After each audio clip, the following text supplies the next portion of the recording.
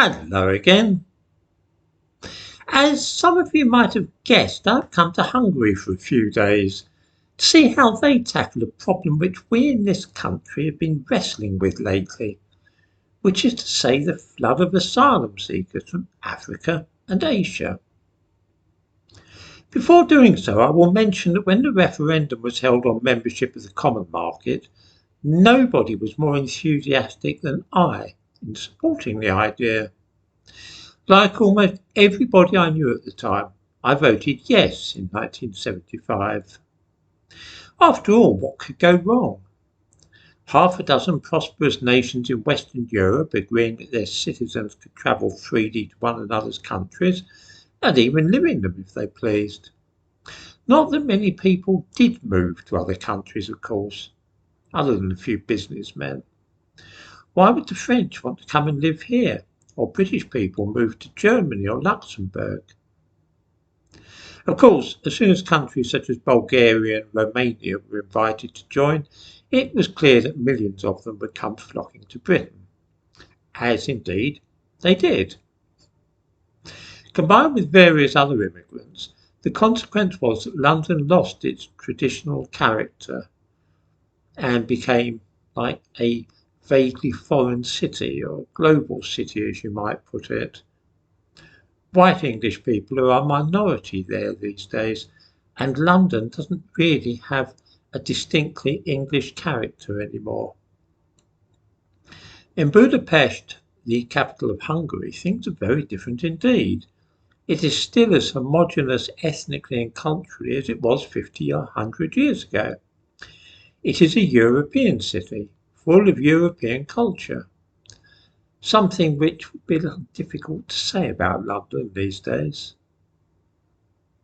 Perhaps this has something to do with the fact that the Hungarians have the determination not to allow their own country to be changed by outsiders and foreigners.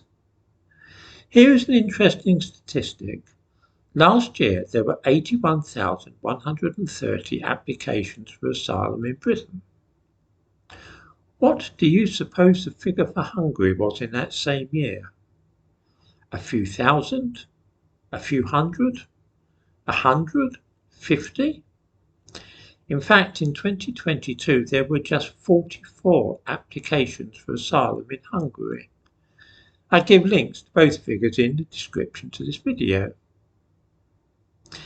This is of course very odd.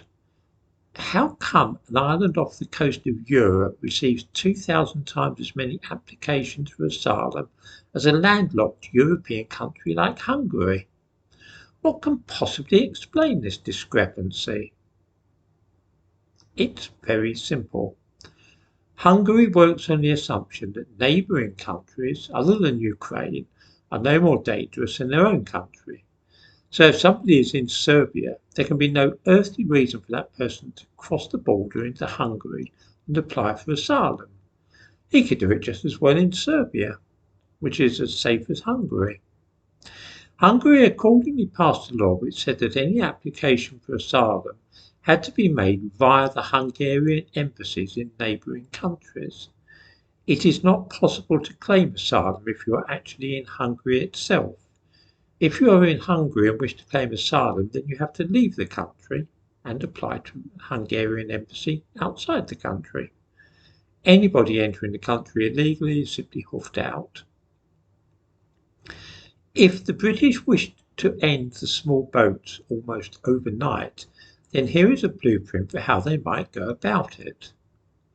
Let us assume that France is no more dangerous than Britain, which is, I think, a reasonable enough assumption. That being so, then people crossing the channel in inflatable boats are not fleeing from danger at all. Suppose we followed Hungary's lead and announced that anybody who wished to claim asylum in Britain would have to do so via the British Embassy in any safe European country. Suppose that at the same time we started arresting people entering the country illegally. Now we will couple that with a policy whereby anybody entering Britain by irregular means receives no help, no housing, no benefits, and no medical treatment. there would be no advantage whatsoever in making that illegal journey. The only help we would offer would be paying the person's fare back to France. This may sound cruel, but how long do you think it would take for the message to sink in? A couple of weeks? A month? I think that the number of small boats crossing the channel would plummet within a month and tail off to almost zero. There we are, just 2 or 3 simple measures, and we could achieve what Hungary has and reduce the number of applications for asylum to about a 2,000th of what we are currently seeing. Tomorrow I shall be going to the border to see how Hungary manages to maintain the integrity of its borders and see if there are any lessons that Britain could take home from what's going on the Hungarian border.